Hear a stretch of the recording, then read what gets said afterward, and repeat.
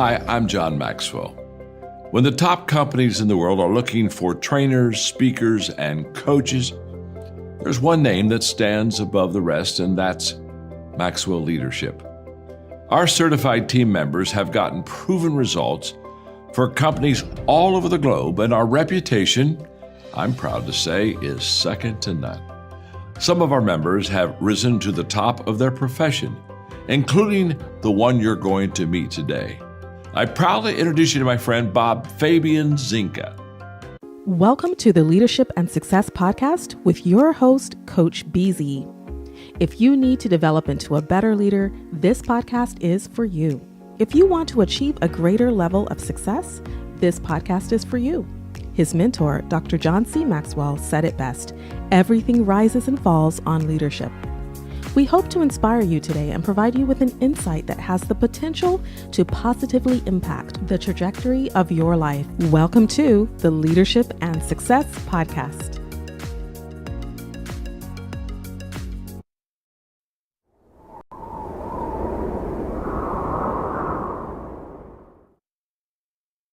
Imagine gaining the leadership skills that could redefine your career. Join Coach BZ on the Leadership and Success Podcast, where each episode delivers practical insights from world-class speakers, military leaders, and industry experts. We dive deep into what matters most: building resilient teams, leading through uncertainty, and navigating complexity with clarity and confidence. Every conversation is crafted for aspiring leaders like you who are ready to grow, lead, and make a lasting impact. Don't miss our powerful live sessions and recent highlights. Michelle Hayward on building diverse, high-performing technical teams. Ann Leslie on leading through global complexity and cybersecurity risk. Ron Carpenter AI exploring faith, resilience, and AI-powered leadership. Colonel Michelle G.I. Gardner-Ince on commanding influence from the battlefield to the boardroom. Chris Robinson on shifting from drift to drive in life and leadership. And Coach Enrique Acosta Gonzalez on mentorship, legacy, and heart-centered leadership. Ready to level up your leadership journey? Tune in on Spotify, Apple, Audible Podcasts, YouTube Live, and LinkedIn Live. Join the movement toward leadership excellence. Listen now and start transforming your success.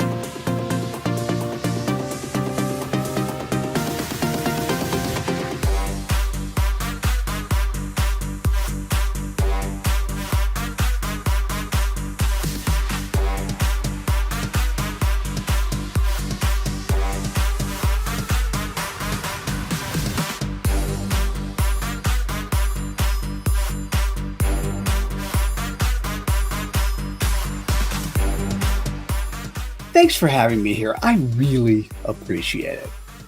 Now, when I look around the world, I see a trend I'm not excited about. I see more and more companies, more and more people acting dubiously versus credible. My goal is to tip the scale between credible and dubious, and I would like that to be yours as well. I'm sure many of you feel this way. Now, credibility starts with clarity.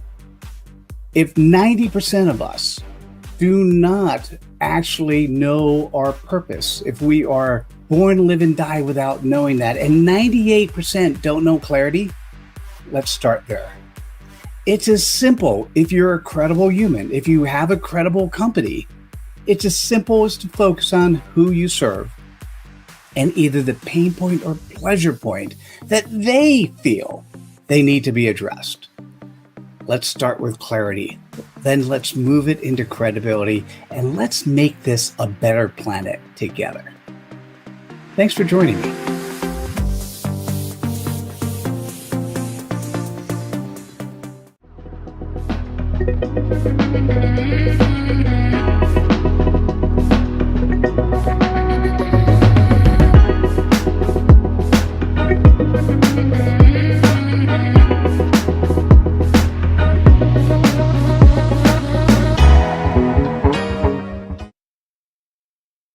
Well, this comes down to the concept I have. And if you wanted to show the executive abundance screen, if you went to executiveabundance.com, this is the new thing I'm focused on. And you could sign up to be notified of the book when it comes out and see what we're doing. And that's going to be next April, right? It's next April. Yeah. Fantastic. What's interesting is having sat on the board of a public firm and having coached a lot of execs of public companies, I'm going to say something interesting. And that is the primary stakeholder most public companies focus on is the investor.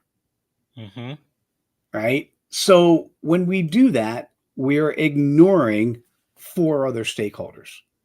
So it's hard to read that screen, but all I'll say is you're ignoring family and self. Yeah. Like, what's the purpose of making your investors happy if you're in the hospital, right? Or if you're getting divorced or your kids don't know you. So that's one of the stakeholder groups. Employees.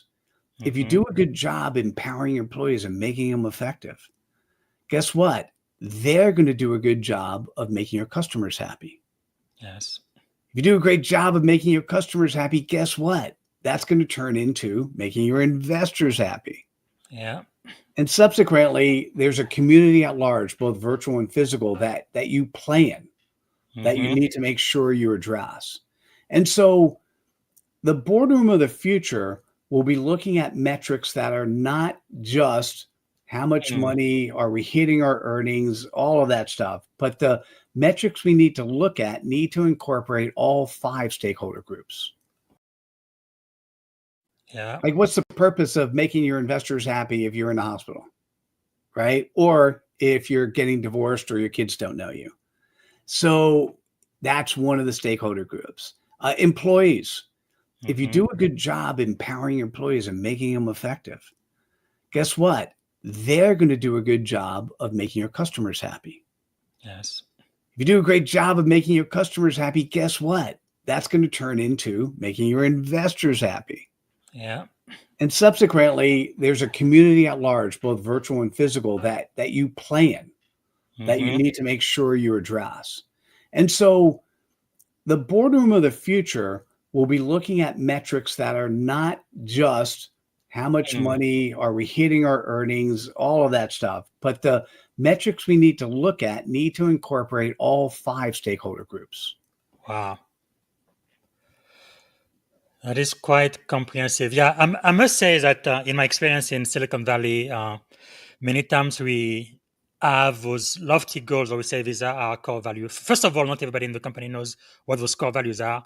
But even when we say, like, one company I work for, believe it or not, one of the core values was dinner at home. But just imagine how many times they actually allowed us to have dinner at home. Almost zero, right? Because they really wanted people to stay at the office, like, 60 plus hours a week. But that was on paper one of our core values, dinner at home. And then, of course, the very first time they have a little challenge or whatever, and their short-term solution is to just lay off like half of the company or an entire department. First time I ever saw that, like the entire QA department, they told them it was about 60, 70 people.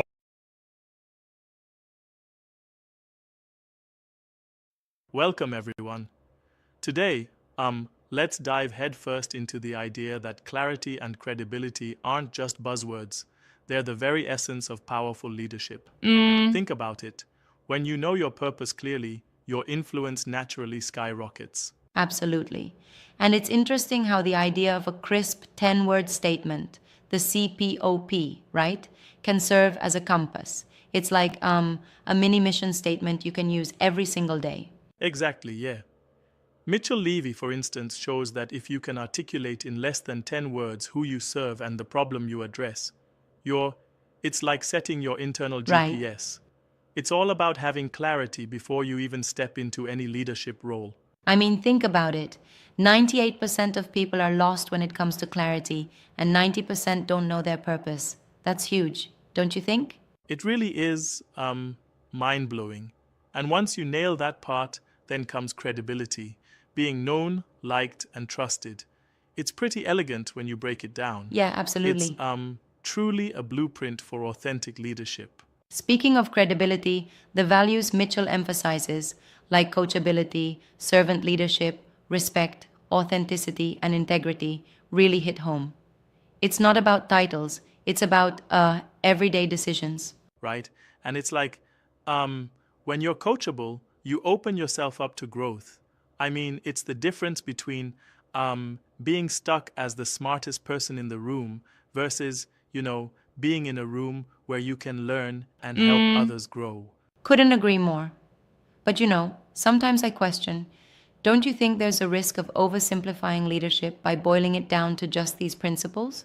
I mean, isn't it more complex in the real world? That's a valid point. While the principles are simple, their implementation is deep and requires consistent action. It's like using a simple recipe for a gourmet meal. It doesn't guarantee success unless you Absolutely. execute it just right. Right. And then there's the aspect of servant leadership, which, as Mitchell points out, becomes even more critical when you move up the ladder. Suddenly, questions sound like orders if you're not careful. It's a subtle transition, isn't it? Yes, exactly. When your title increases, you have to be almost hyper-aware that you're not inadvertently giving commands instead of inviting collaboration.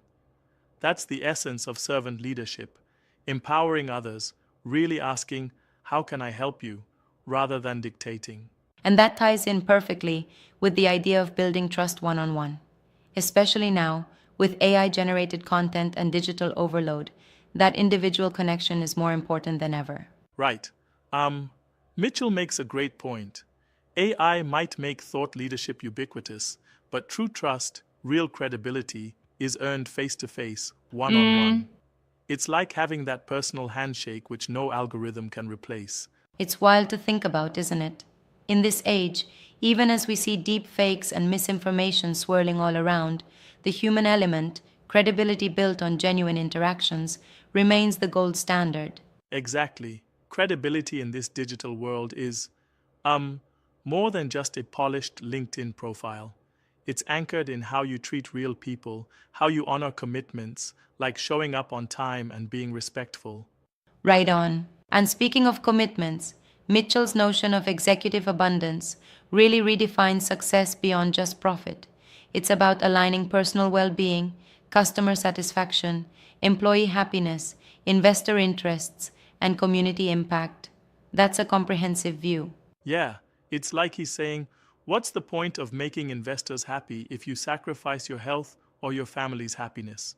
It's a holistic approach to leadership that demands you consider all the stakeholders in your life. Absolutely. I really appreciate that. It forces us to ask ourselves, am I sacrificing something that's deeper or more meaningful for a short-term win? It's a call to, balance and intentionality. For sure. And another interesting bit is his discussion on failure, where he reveals that some failures aren't really yours to own. They're products of a changing environment, like the dot-com bust or COVID impacts. That was a humbling reminder. Yes, it reminds us that failure, in many ways, is just a signal to pivot. It's not so much about personal inadequacy, but recognizing that the world is in constant flux and adaptability is key. Right.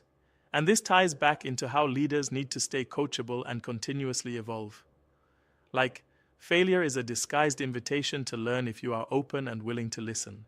Yeah, what I find fascinating is the willingness to share personal stories, like Mitchell's transformation from being habitually late to valuing punctuality as a mark of respect. Those small changes have such a profound ripple effect in leadership credibility. Exactly. It's these everyday choices, demonstrating respect and authenticity that build your reputation over time. 1 minute of tardiness can undermine years of hard work if it becomes a habit, right? Totally. And in the context of cybersecurity and even military leadership, where Bob Fabian B. Zizinga operates, such credibility isn't just a nice to have, it's life or death.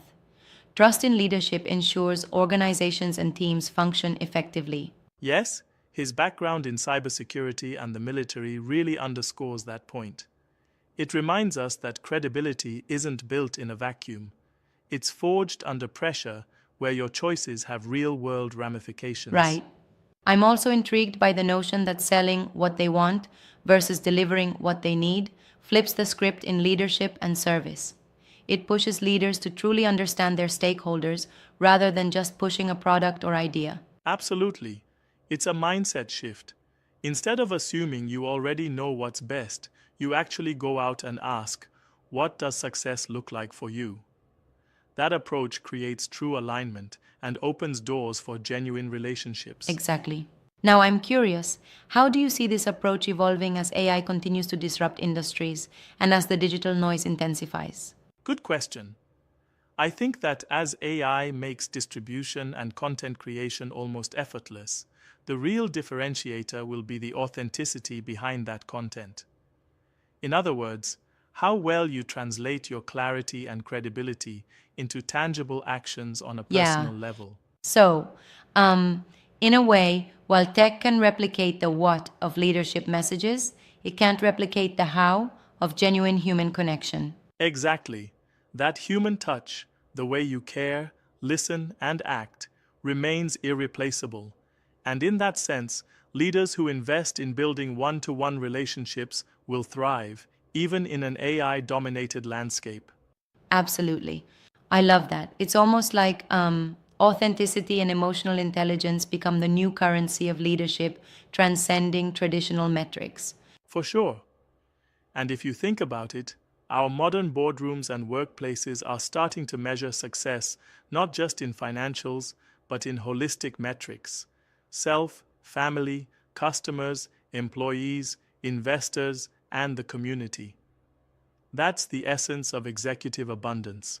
Right? It's the long term game. I mean, who would want to prioritize short term gains at the expense of long term well being? It's refreshing to see that leadership evolves to look after the whole person and community. Couldn't agree more.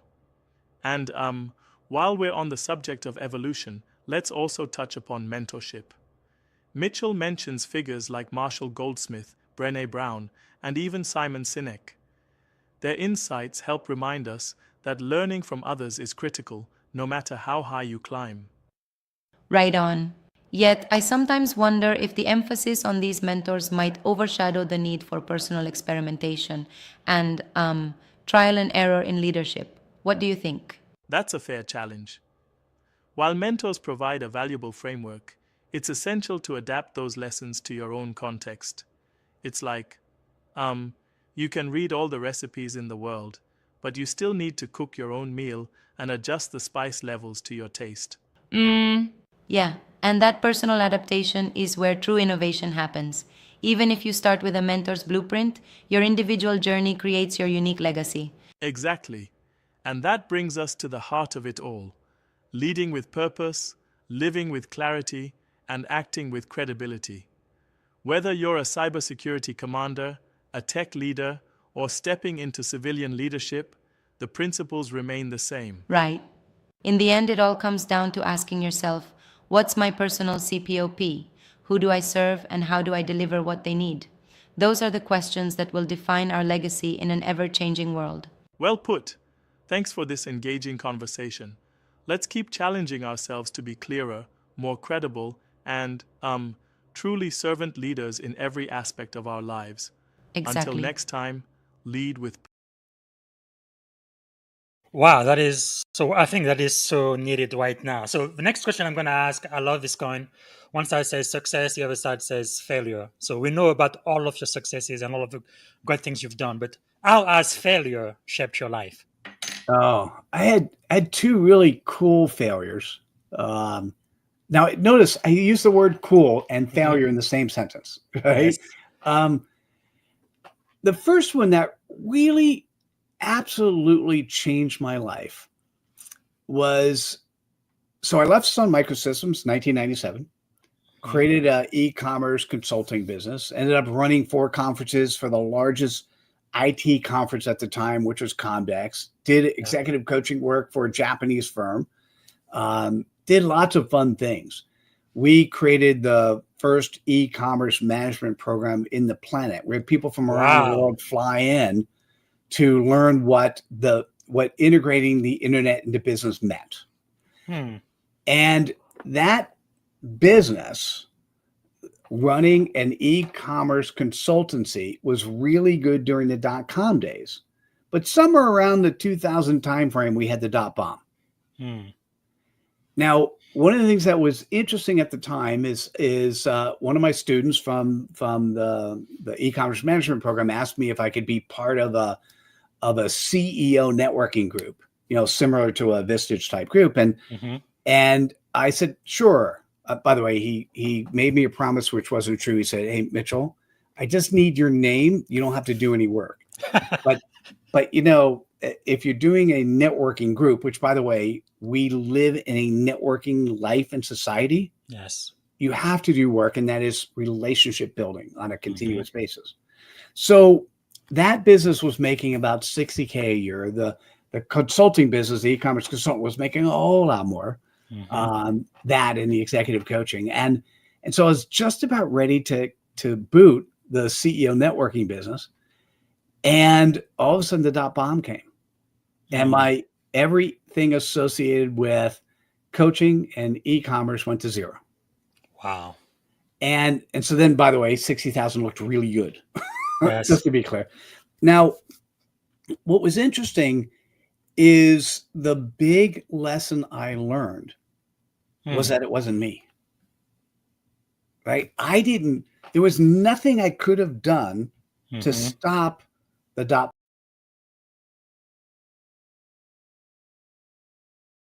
It's interesting. I'm enjoying the fact that this is not your standard interview and podcast, and thank you.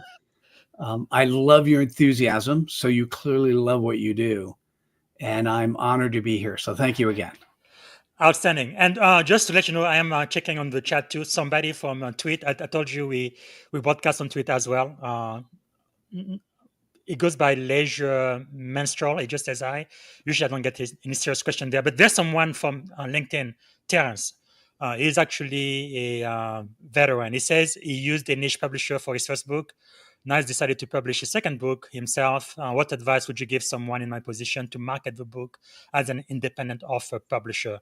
He hadn't thought about credibility being the purpose for a driver. So it's a great question.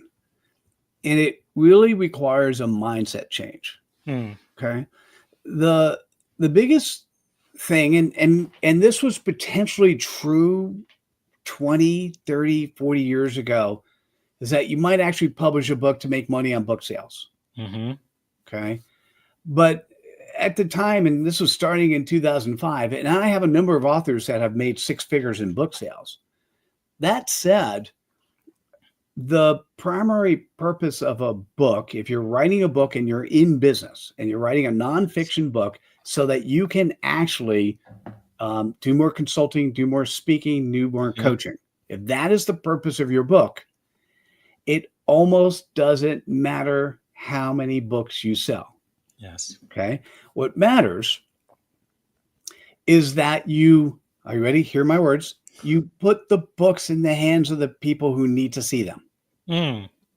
So the best technique, and this was now 20 years ago, and I've repeated this over and over again, the best technique any author has ever done is before the publishing time, they've actually written down the addresses of, in this case, she wrote down 300 addresses, professors, referral partners, potential clients. And when the book came out, she had written the addresses. She created USPS and FedEx envelopes. And she wrote handwritten notes to everybody. Wow. And stuffed the book in all those envelopes. And then her and somebody else on her team did follow-up calls. From what I can.